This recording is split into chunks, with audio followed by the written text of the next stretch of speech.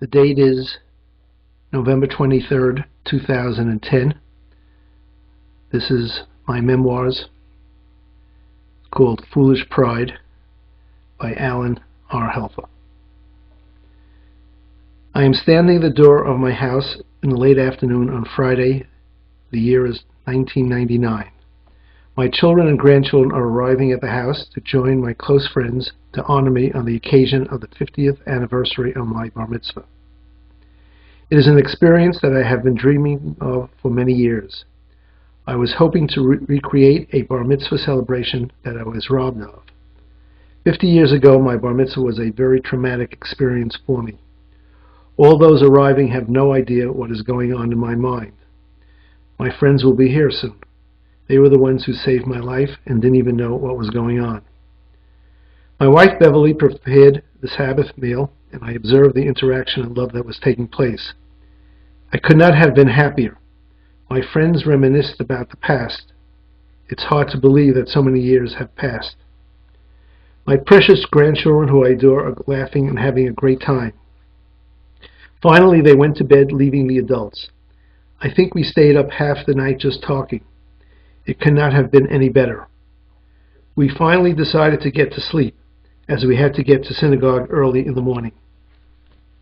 I couldn't sleep that night. Growing up in Borough Park, which is one of the first modern Jewish Orthodox communities, there was a parochial Jewish education called a yeshiva. The name of the yeshiva was Eitz Chaim. Our neighbor in the next house suggested to my mother that they enroll me in the Hebrew Institute of Borough Park. As my family was Orthodox, I was soon enrolled in the yeshiva. I couldn't have been happier. I soon had more friends than I could ever imagine. I was looked up to because I was a good athlete and fun to be with. So what would change all of this? I started to hear from my family. He looks more and more like Artie. Who's Artie? I had no idea. But the so-called idea soon came to me. World War II was getting more heated, and soon my love and support were leaving me. My uncles went to fight in the war. My Aunt Molly married, and so I was left at home with my bubby, my mother, and my Aunt Minnie, my mother's sister. The Sabbath is the core of the Orthodox religion, and my mother would invite some of my friends for the Sabbath lunch. It was a lot of fun. However, my friends' parents would reciprocate, and I was invited to their homes. And that's when it hit me. I sat down at their table where my friend's mother and father were seated, and then I realized who Artie was. Artie was my father, who I had never remembered seeing until now. None of my dear and close friends ever asked me where my father was. Many years later, they told me they assumed he had died. My first contact with my father was at the age of 5. My mother decided to send me to a sleepaway camp for the entire summer. I cannot imagine in this day and age that parents would send a 5-year-old to sleepaway camp for the whole summer. In my case, my mother didn't have a car. Sometime during the middle of the summer, my counselor said to me, "There is someone who has come to visit you." I remember coming out of the bunk and seeing this man. I had no idea who he was. I was frightened. He spoke to me, brought some toys, and stayed a while. I was bewildered. I went back into the bunk and asked my counselor who that was. The counselor said, "It was your father." My father? I am now 8 or 9 years of age, and my happy-go-lucky life began to change dramatically. I now became totally ashamed, and my so-called normal life was totally abnormal as I surveyed the situation. The problem worsened one day when I am told to be home on Thursday at 5 o'clock. I said to my mother, "Why?" She said, "Someone is going to visit me." I had no clue. I came home from school that day, and the only one in the house was my bubby. I asked her, "Who is coming?" And all she said was, "He will be here soon." Sure enough, at 5 o'clock sharp, the bells ring, the doors open downstairs, and a man enters, who is tall and athletic looking. I have no idea who he is. He says to me that he is my father, and he is looking forward to seeing me every Tuesday and spending time together. I looked at my grandmother. She turned her head, and I had nothing to say. I was in shock. I couldn't believe what was happening. How do I get out of this? He brought me toys and books, and we talked. I was in pain. My bubby made supper for us. She was my savior. My mother conveniently disappeared during the time my father was there. My father, when he was leaving, said he would be back next Tuesday at 5 and was looking forward to it. He was looking forward? What about me? Here I was with a so-called normal childhood life now turned topsy-turvy. In the age we live in now, this is probably the norm. But in the 40s, there was no one that had divorced parents in the modern Orthodox Jewish world. In order to survive as a normal kid, I had to protect myself and hide this embarrassment from the entire world. How does a 9-year-old do this? I had no counsel or advice, no brothers or sisters. Psychologists were not in vogue. I asked my mother about who he is, and her answer was, "Don't ask me these questions." And so I'm all alone, trying to exist. My main focus was to hide this from the world. The next chapter unfolds quite rapidly, and I will explain in detail how a 9-year-old in 1945 survives. My paranoia was that my friends always wanted to find out about my father, so I purposely did anything and everything to prevent them from knowing. My first case in point, at the beginning of the school year after Labor Day, we were given an information sheet for parents to fill out. I gave it to my mother, and it asks the normal questions, and under the word father, my mother put herself as guardian. My father didn't exist. She gave me the form to give back to school. In my juvenile and childish mind, I thought my friends wanted to see this form and find out about my father. So what did I do? When the teacher collected all the forms, I told her I had to go to the bathroom and that I would drop off these forms to the office. I did this every year while I was in elementary school. Next case. Tuesdays come. My father begins to visit me on a constant basis every Tuesday afternoon at 5 without a let-up. This now puts added pressure on me. I love to play ball, and I can assure you that my athletic ability is what sustained me and gave me self-confidence and self-esteem. Thank God. As the drama unfolds during those years, the popular sport in Brooklyn was punchball and stickball in the streets. We played on 10th Avenue, a wide street with stores on both sides. Playing stickball, we broke many windows and signs along the way. It was their fault. Those stores should not have been there. On Tuesdays around 3:30, myself and about 7 other friends would meet to play. Trying to play with a clock in your head was sometimes difficult, because at 4:45, no matter what, I had to leave the game, even if I was on third base, to make sure that I was back up in the house before he came. My friends would yell, "The game is not over," but it was over for me. Why? Because if he saw me on the street, he would have called me, and then my friends would have asked, "Who is he?" Secondly, it was summer. The neighbors were sitting on the stoop, and they would see me with him, so I made sure to be upstairs before he arrived.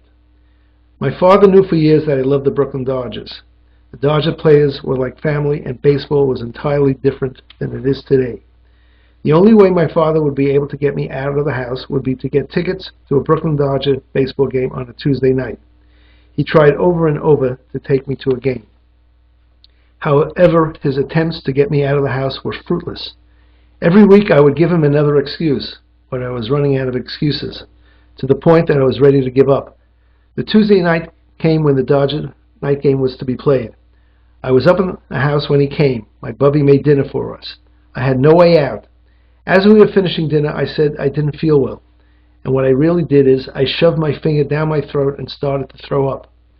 My grandmother was sitting by the window, which she usually did. I got up from the table and started walking to the front of the house to where my grandmother was. I heard him follow me and hearing him say, "You'll go with me to this game no matter what." I ignored him, and with that he started yelling at me and took off his belt from his pants and chased me into the room, beating me. I remember trying to crawl up the wall with my grandmother yelling, "Artie, stop! You're going to kill him!" Finally his rage subsided, and I saw him crying at what had occurred. I never did go to the game. I never went outside the house. I had survived another event. But looking back, I can understand what got into him. I deserved it. But with this episode, it just reinforced my deep feeling of pain for my father. As I am relating this story to you, one must wonder who was supporting my mother, my grandmother, and myself. It was my Aunt Minnie. She and my Uncle Ace were principals in a curtain company called Pilgrim Curtain Company in New York City and Fall River, Massachusetts. The president of the company was a marvelous, wonderful, and generous gentleman by the name of Irving Singer. He was running the company and also taking care of his aged mother. My Aunt Minnie was his secretary and bookkeeper, doing the books with no computer, just on a ledger. My Aunt Minnie was an incredible person who moved my mother and me to the ultimate. My aunt would literally work 18 hours a day, 6 days a week, except for Saturday. I never saw her during the week. She had a chauffeur at 6 a.m. before I got up, and she came home after 11 to have dinner, because Mr. Singer would drop her off at the house.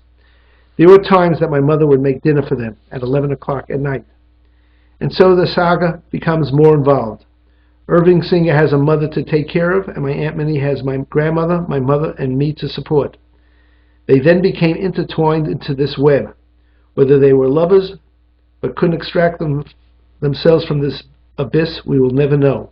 But certainly their lives became extremely complicated. Because of this situation, my mother never had to go to work. She just took care of my grandmother, my aunt, and myself. My aunt never bought any clothes for herself, never shopped for herself. My mother did all the shopping for her. If this complicated situation had not existed, with my aunt supporting everyone, my mother would have had to go to work. She was a pretty woman, and maybe she would have met somebody, and maybe my life would have changed and been different. Who knows? After the incident with my father, my life becomes more routine. No one knows what's inside of me and what I am thinking. I am now 12 years old, and in 1 more year I will be a bar mitzvah boy. To prepare for my bar mitzvah in April, my mother sets me up with a bar mitzvah teacher in the beginning of my last year, 8th grade in the yeshiva.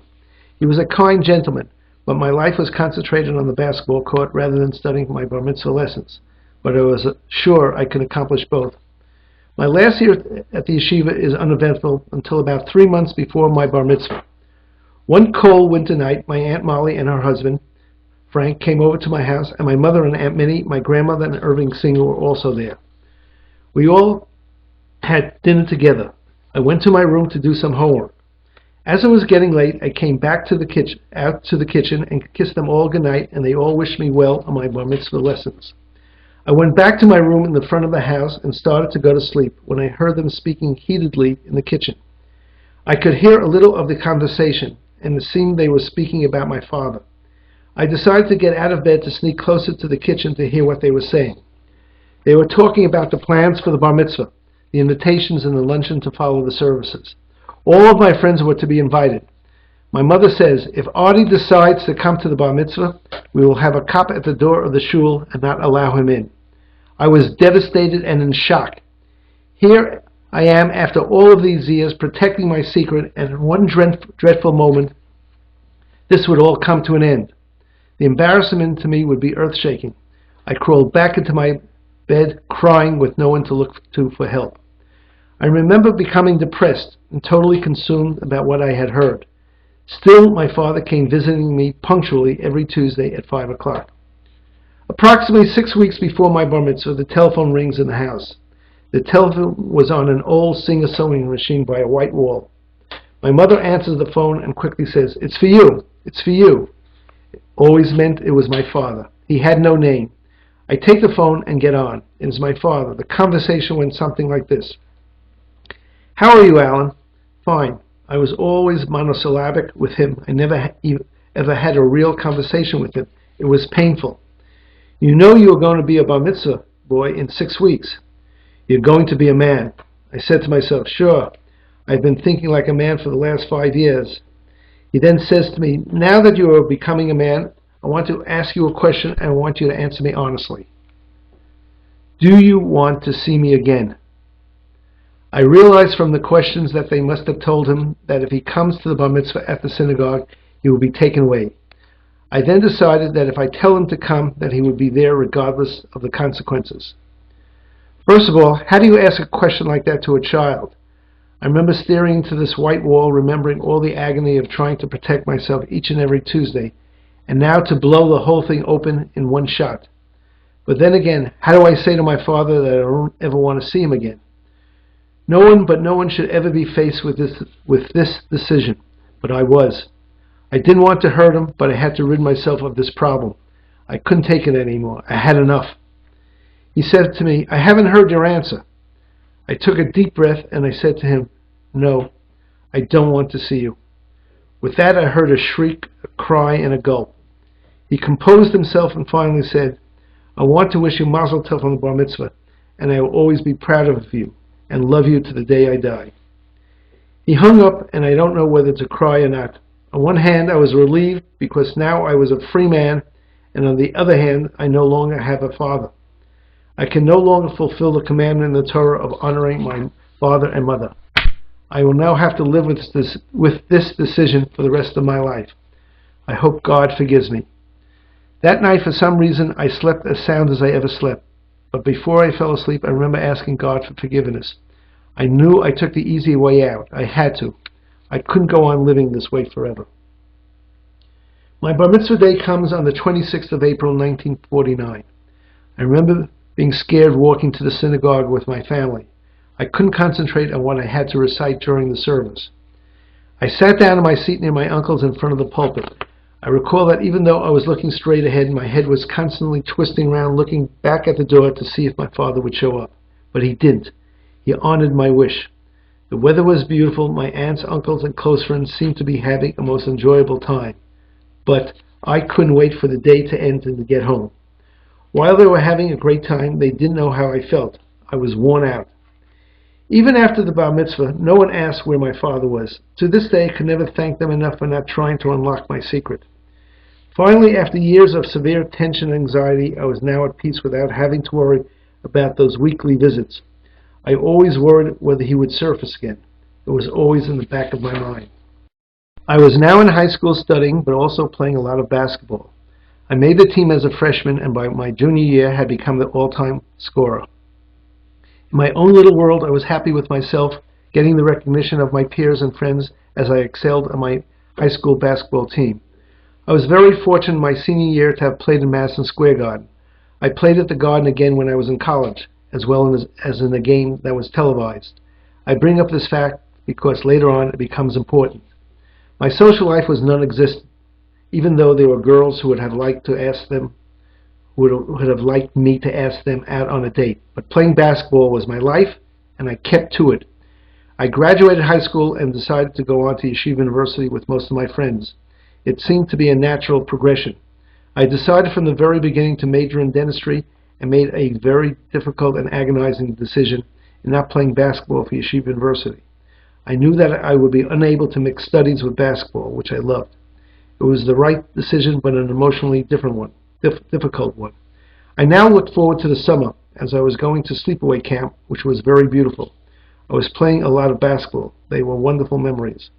During my first year in college, I decided that if I got good grades, I was going to try out for the team in my sophomore year.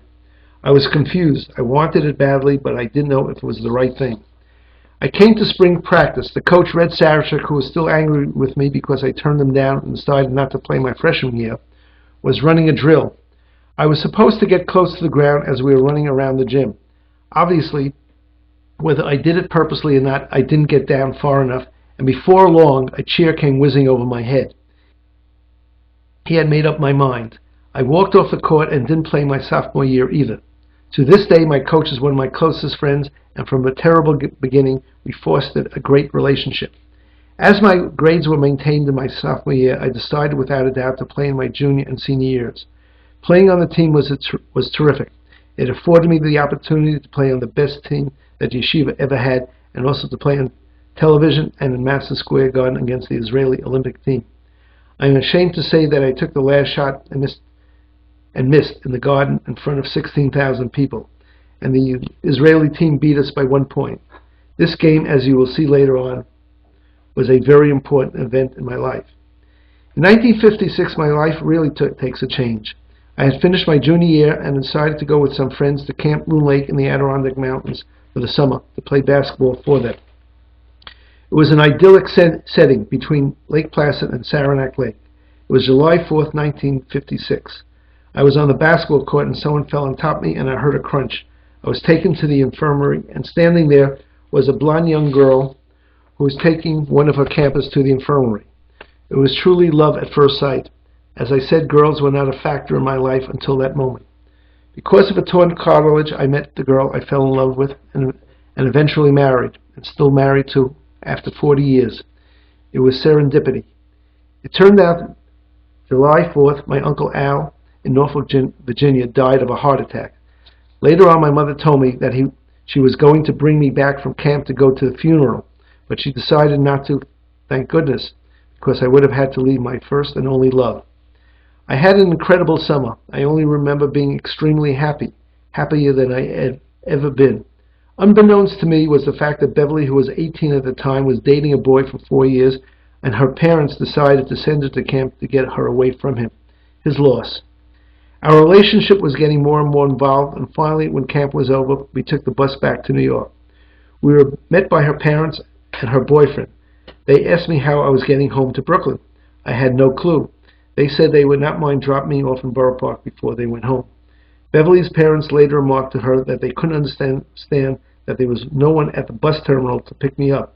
They thought it was very strange. I thanked them and said goodbye to Beverly. I came into my house, and the first thing that I noticed was my mother's unstable equilibrium. She didn't have this before I left for camp, and I was terribly distressed. From a super high, I felt terrible. She said it happened one day during the summer. I had told her about my knee, and she said we would have to go to an orthopedist to check it out. She made an appointment. I also told her I met a girl in camp. This was the first time that I ever mentioned the name of a girl in my house. I asked her if she would mind if Beverly meets us at the doctor's office. She said it would be fine. I called Beverly. She would meet us there. Obviously, I was extremely nervous, not knowing my mother's reaction, especially since she was ailing. We met at the office, and I introduced Beverly to my mother. It was very awkward, as you can imagine. The doctor recommended surgery if the knee locked. I had to do something because this was my final year playing basketball. After the visit, we went out for some lunch, and I said goodbye to her. She took the bus home, and my mother and I went home. Nothing much was said. I was wondering what she was thinking. Finally, when we were home, she asked me about Beverly, and I told her where she comes from, where she lives, etc. She then said to me, "Do you love her?" I said, "Ma, what are you talking about?" She then said, "If you love her, you should marry her." I said to her, "Do you know what you are saying?" She said, "She's not only a beautiful girl outside, but just as beautiful inside." I said, "You just met her." I started to cry. My divorced mother, alone and suffering with a disease, could have been selfish and thought only of herself. She could have said, "She is not good for you. You haven't finished school. In this way I can stay with her and take care of her." But my wonderful mother saw in Beverly characteristics that made her feel that my happiness was more important than her needs. I will never forget her act of loving kindness as long as I live. On Labor Day 1956, the Dodgers were playing a doubleheader. I asked Beverly if she would like to go to the game. I told her where I would meet her. I went in to take a shower. I forgot myself, and the soap fell to the floor. I went down to pick it up, and I never got up as I tore my cartilage. I was taken to the hospital. The operation was successful, and I was placed in an ace bandage cast for 8 weeks. The basketball season starts in December. The surgeon told me I couldn't play contact sports for 6 months. I looked at him as if he was crazy. I was lucky, because at school there was a phys ed teacher who was a physical therapist, and he worked with me rehabilitating my knee. When the bandages came off, the right leg had atrophied terribly, and there was a tremendous loss of strength. But working with the weights, my leg was responding nicely. Obviously, I was 40 years ahead of my time, because with all of these injuries, the most important ingredient is physical rehabilitation. Fortunately, I missed only 3 games. We had a very good season, and one of the games was against St. Francis of Brooklyn, and it was televised on Channel 13. This was important, because my father later on told me that this was one of the times he was able to see me, as I raced up and down the court. Little did I know that as I was playing, my father was watching me. Can you imagine what was going through his mind? He also told me later on he saw me in Madison Square Garden as I was running down the court. He said he made sure to stay out of sight, but he was so proud to see me excelling at something I loved so much. He also told me at the end of the game he wanted to go courtside to congratulate me, but he realized that my mother, aunt, and friends were there, so he decided against it. He was this close, but yet again a million miles away. I applied to Columbia Dental School, and I was accepted. I also became engaged to Beverly during my senior year in college on her 19th birthday. My mother bought her a diamond watch, and we called it an engagement. I was very happy with lots of good things going on. My mother called Beverly's mother to congratulate her. Little did I know until Beverly told me a while later on that although her mother was extremely happy, she had to know some facts about my father, and rightfully so. My mother told her that he was a fine man, and due to circumstances, the marriage did not work out. But she did not have to worry about it. She never told my mother-in-law any of the circumstances. Wedding plans were set, and the marriage was to take place after my first year in dental school on June 22nd, 1958. I was studying hard and was very excited. The wedding date came very quickly, and it was decided that my uncle, Ace, my mother's brother, would walk with my mother and me down the aisle. It's funny, because at some of the weddings I go to today, you need a scorecard to find out who these people are who are walking down the aisle. The wedding took place at Biltmore Caterers in Brooklyn, and it was a beautiful affair. Again, none of my friends questioned me on the whereabouts of my father. Life is beautiful. I am in love and ready to graduate dental school as planned. Beverly is expecting our first child. Cindy is born March 31st, 1961. Joy is born 2 years later on August 21st, 1963. And after going back to graduate school to specialize in endodontics and settling in Stamford, Connecticut, Kenny, our last child, is born December 3rd, 1968. The children are growing up, and so far no question from them that they have only one grandfather. It made it easy for me. 10 years go by, and my mother is suffering more and more with a form of multiple sclerosis. In and out of hospitals, and finally 2 days before Mother's Day, she passes away in 1977. My Aunt Minnie, who had a stroke, is in a coma and just holding on to life. The funeral and the shiva are over, and I am back in the office. Several weeks later, on a late Friday afternoon, my secretary comes back and tells me that my Aunt Molly is on the phone. I get to the phone thinking that my aunt wanted to find out how everybody is doing. She said to me, "I have to tell you something very important." I could not imagine what it could be.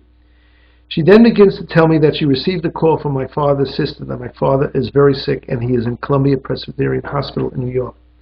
The peace of mind and tranquility that was in me was now broken. I knew in my own mind that something had to occur at some point. When, I didn't know.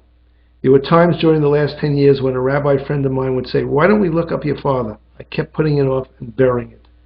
But now there is no more ignoring or burying it. What do? Do I face the situation or walk away from it? Never to know who my father was.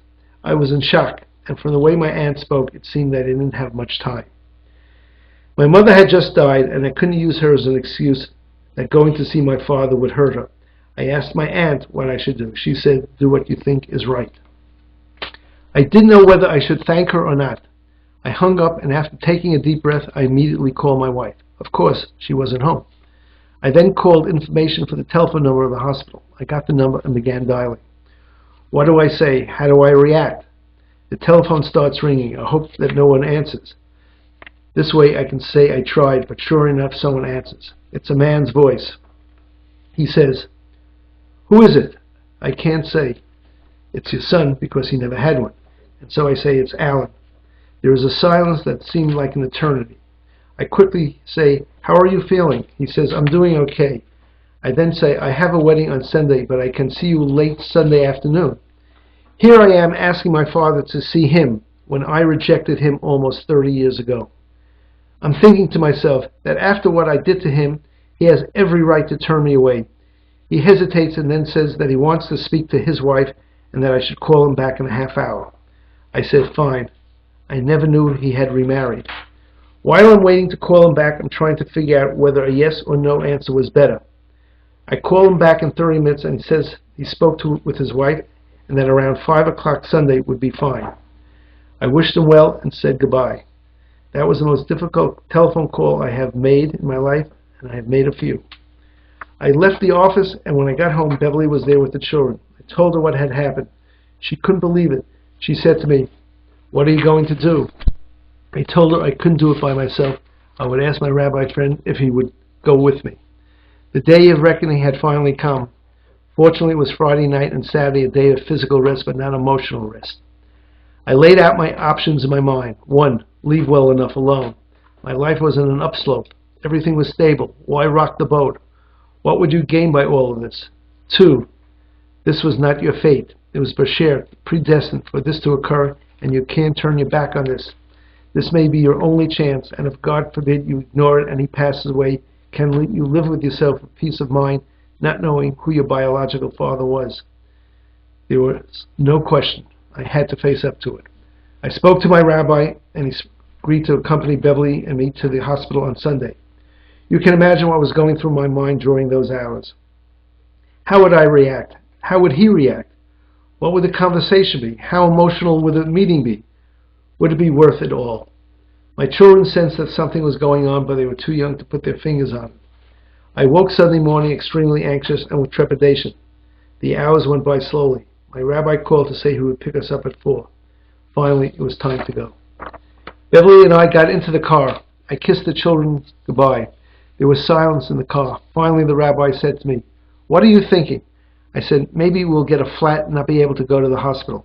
He says, "Is that what you want? Would you be happy with that, never knowing who your father is or was?" I said, "I guess you are right." The trip was about 40 minutes to the hospital. We parked the car, and I remember thinking to myself, I can't wait to get back in the car and go home. We walked to the hospital and went through the doors to the information desk. I asked for the room of Artie Helfer. It blew my mind.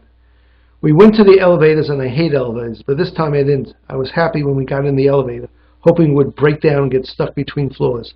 No such luck. Finally, we get to the 7th floor. The door opens. I think Beverly pushed me out, and there I was for the first time with no escape. There was no one in the corridor. Beverly and the rabbi let me go first and look for room 710.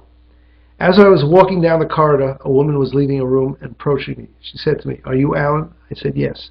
She said, "I am Sonia, your father's wife. He's in that room waiting for you." I took a big gulp and a deep breath and entered the room. There lying in bed was a man who was my double. He looked to me as someone I would look like when I was in my 60s. They always told me that I looked like my father, but this was scary.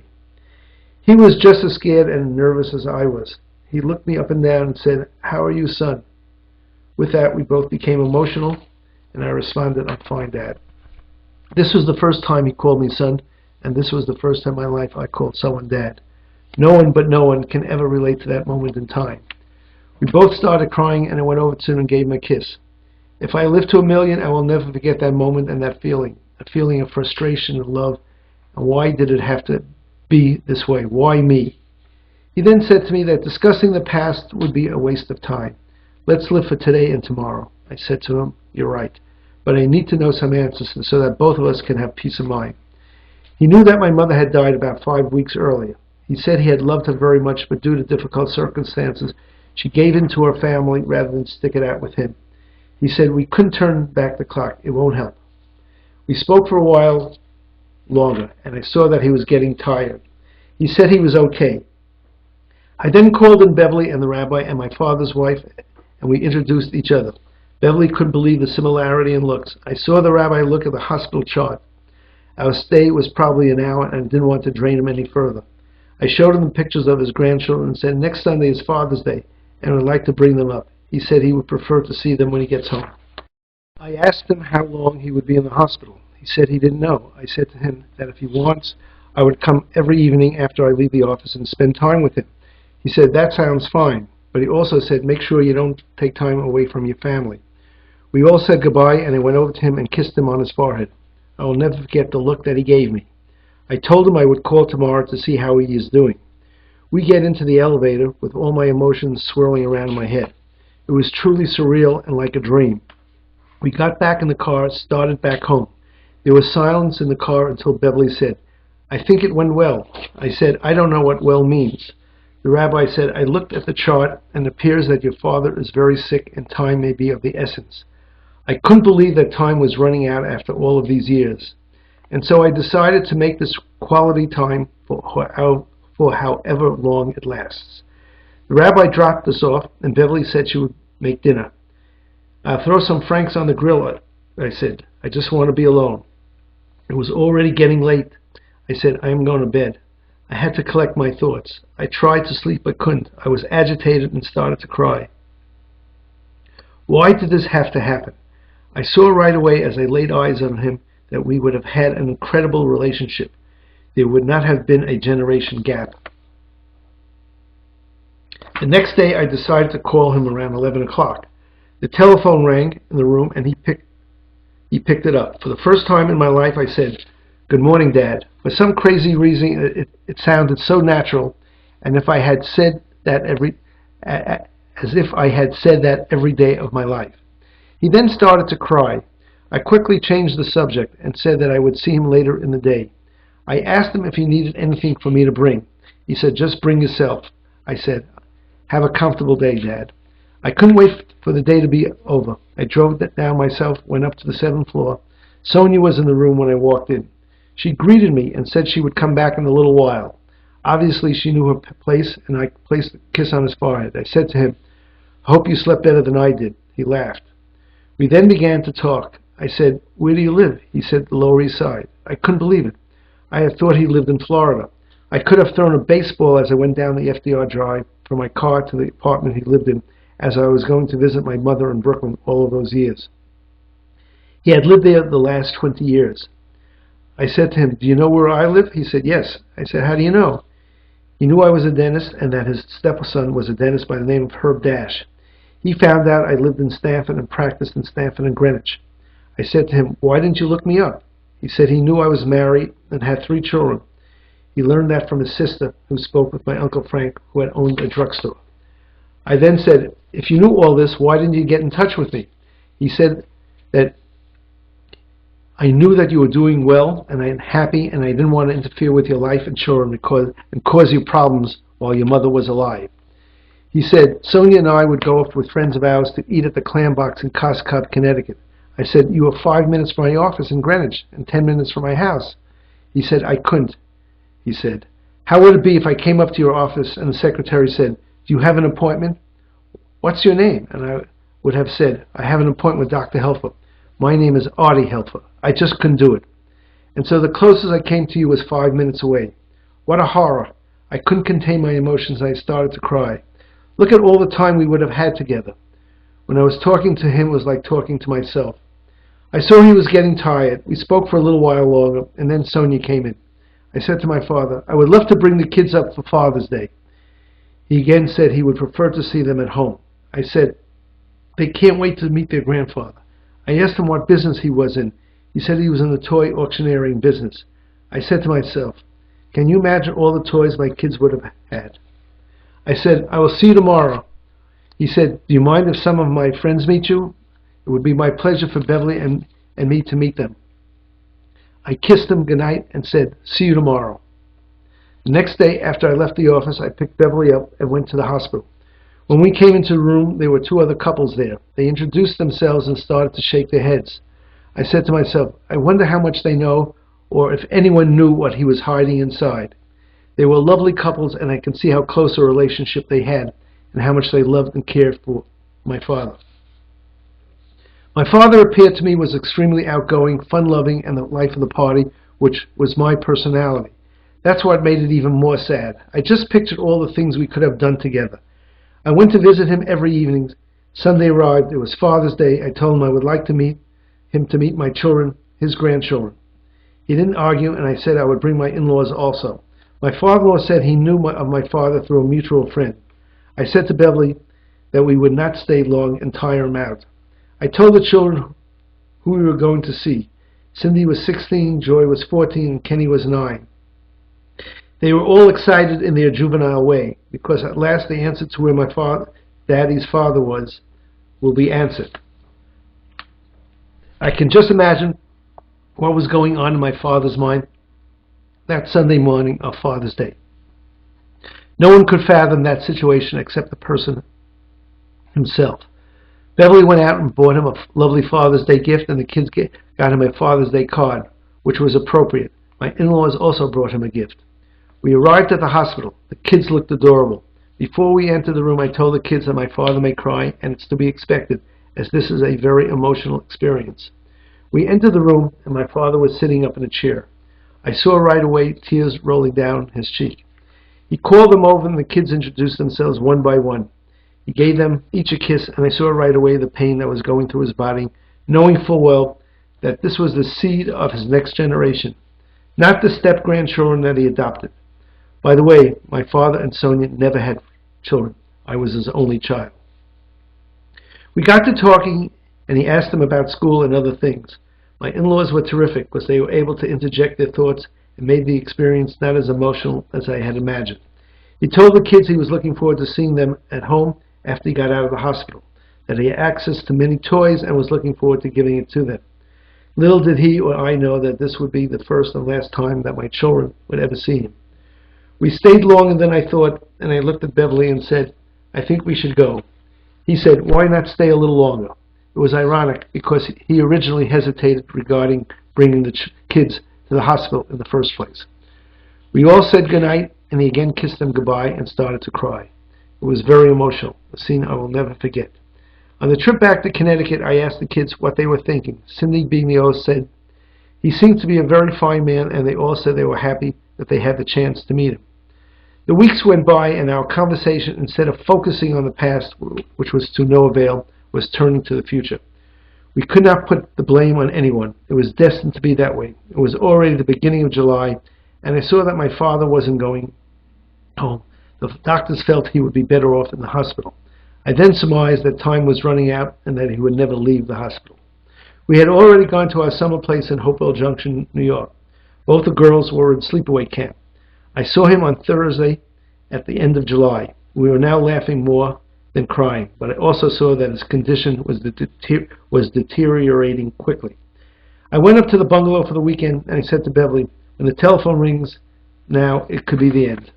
Sure enough, Saturday night the telephone rings, and it was his stepson Arnold. He said that my father passed away several hours ago. I started to cry, but was expecting that news at any time. He died with peace of mind, knowing full well that the 7 weeks that we spent with each other were quality time. We got to know each other as best we could. We touched every base. There was no remorse. Things cannot be changed, and we focused on the positive. His stepson Arnold said the funeral arrangements would be held on Monday morning in a funeral home on the Lower East Side with Rabbi Singer officiating. I was already saying Kaddish for my mother, and now my father made it easier for me, so that I was going to say Kaddish for both of them. Very strange. My Aunt Minnie was lying in a coma with a 24-hour nurses keeping her alive on IV. Sunday was very strange. It seemed to take about 3 days. We called the girls at camp to tell them and decided it would be too much trouble to bring them back from camp and return them again. I called my rabbi to tell him, and he said he would go with me to the funeral, and he wanted to drive. I agreed with him. My family and all my friends were notified that the funeral was to be held at 12 o'clock on the Lower East Side. God gave us 6 weeks. We made the most of it. We each asked forgiveness from each other. We cried and we laughed. He was able to meet Beverly, his grandchildren, and friends of mine. We reminisced. We spoke of the future. We prayed that he would recover. But God has his plan, and so 6 weeks of quality time between my father and son may be more than some parents have with their children over a lifetime. We can all rationalize.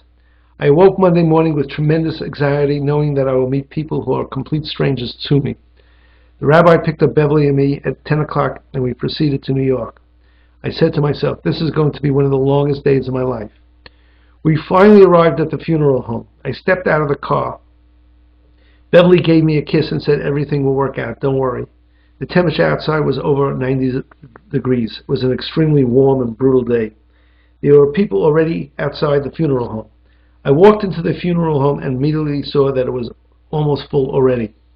I realized that most of these people just had to walk over from their apartments a few blocks away. But already it was an hour before the funeral and practically every seat was taken. I started to walk down the center aisle very slowly and began to hear whispers along each side. They were whispering, "Who is that man?" And so it said, "It's Artie's son." And I heard, Artie had a son? I never knew that. I realized then that the secret that I held from my friends all of these years, he too had done the same thing, and probably for the same reasons. I saw people gawking at me and whispering one to the other. I finally came down to the front, and there was Rabbi Singer of the famous Bialystok Shul. He offered his condolences and ushered me into an office. He began to tell me about my father, the kind of man he was, and how much he was respected and cherished his friendship.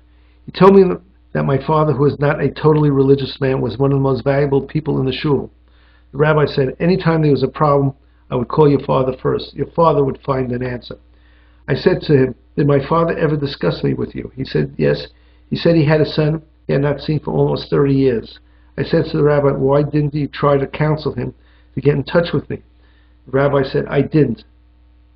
But now that I know what type of person you are, religious from Yeshiva University, community leader, I would have made sure that your father searched you out." I was aghast. Just because I was religious, he would have advised me to find me. But if I wasn't, then it didn't pay. No more will be said about this. The rabbi finished and asked all the names necessary for the funeral, and then rent my shirt, which began the mourning period.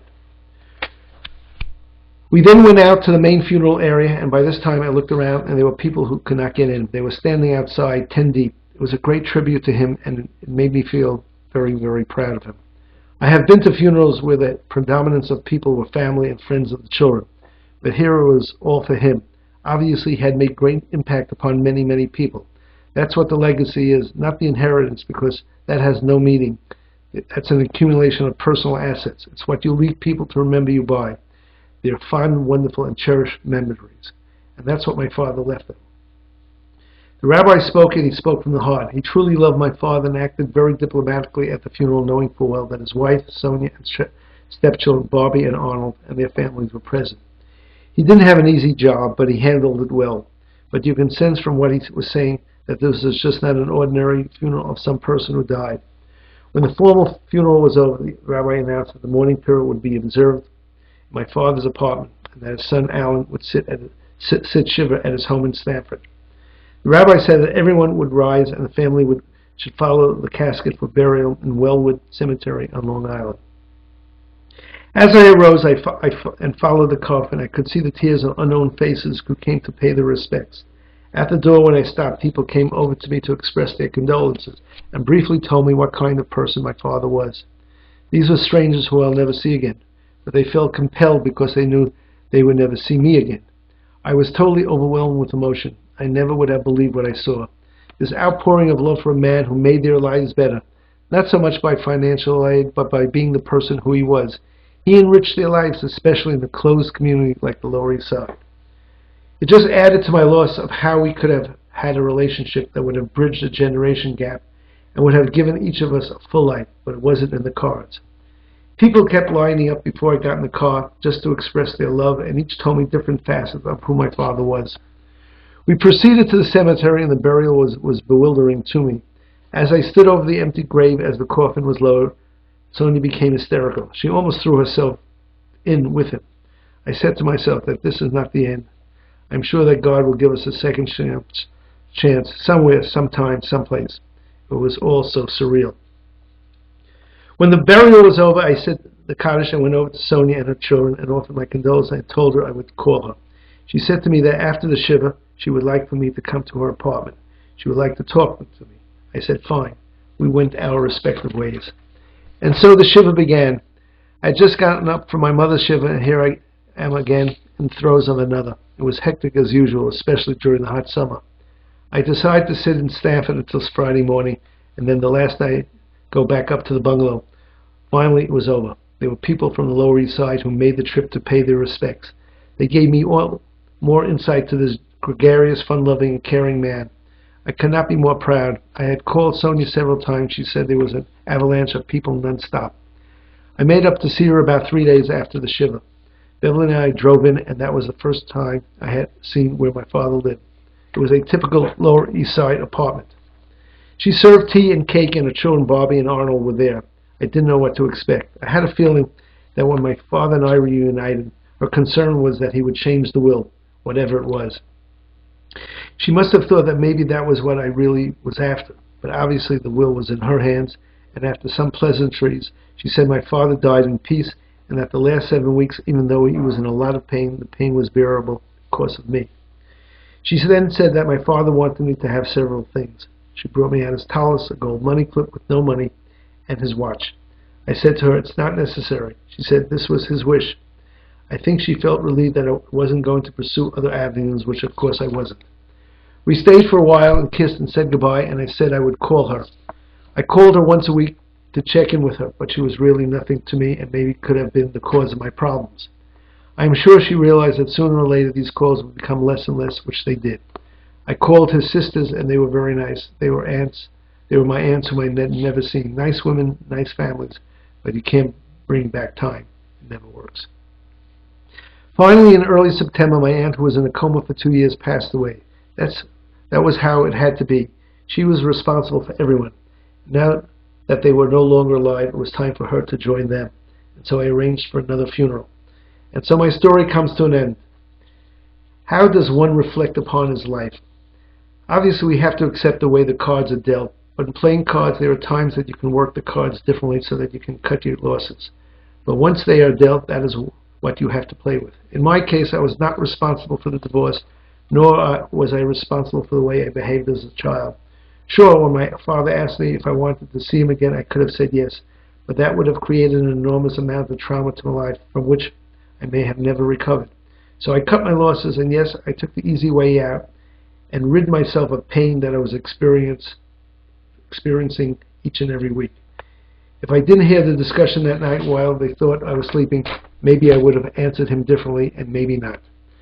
Sure, later on I could have looked him up myself, and I didn't. I can blame it on my mother because she was alive, but I also could have done it covertly and discreetly, but I didn't. I obviously can question my father's position. He was remarried and had a stable situation. He too, maybe with his wife's coaxing, decided to leave the things the way they were. But he too, from my conversation with him, was always on the edge of reuniting himself with me, but he didn't. I believe in Bashir, meaning predestiny. It was God's will. We both lost. There were no winners. Would I do it again exactly the same way? For some reason, I go back to the rabbi's mistake. If I knew my father to be the man he was, I probably would have found him and received the love of my father. Just a couple more situations that arose several years later, again to show that it was not destined to be. In my professional dental organization, I meet an awful lot of my colleagues. One of them lives in New Jersey, who happened to be the best friend of my father's step-son-in-law, Dr. Herb Dash. And when that colleague in New Jersey, Harmon Katz, saw me at the annual meeting, he apologized profusely after he heard the story, because he knew my father very well for many years. Obviously, I asked him the question, how many helpers did you know? You would think that one time during all of those years you would have said to him, I have a friend by the name of Alan Helfer. Are you related to him? But he didn't. I said to him, that's how it was destined to be. 3 years before I remarried my father, my daughter Cindy was diagnosed with scoliosis, curvature of the spine. We scheduled her operation at Columbia Presbyterian Hospital for a Thursday morning. However, because of the emotional impact upon us, my wife and I postponed the surgery.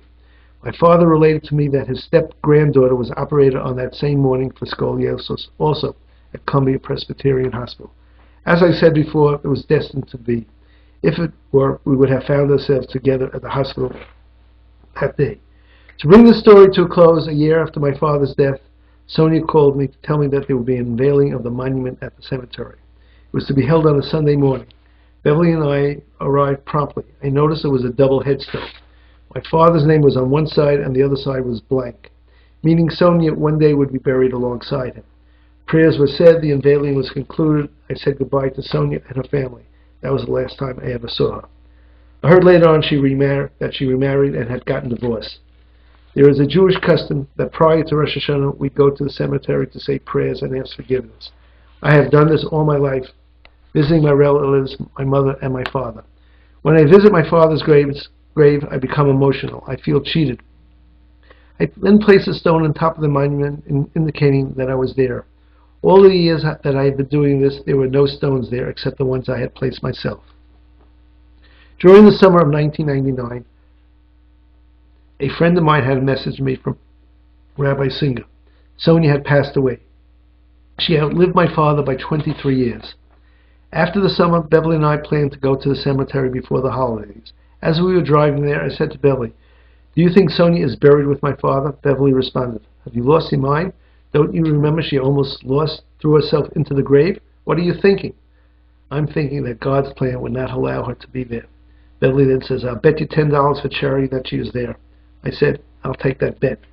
As we were approaching the gravesite, Beverly said to me, do you want to cancel the bet? I said, no way. Sure enough, her side is blank. She is buried elsewhere.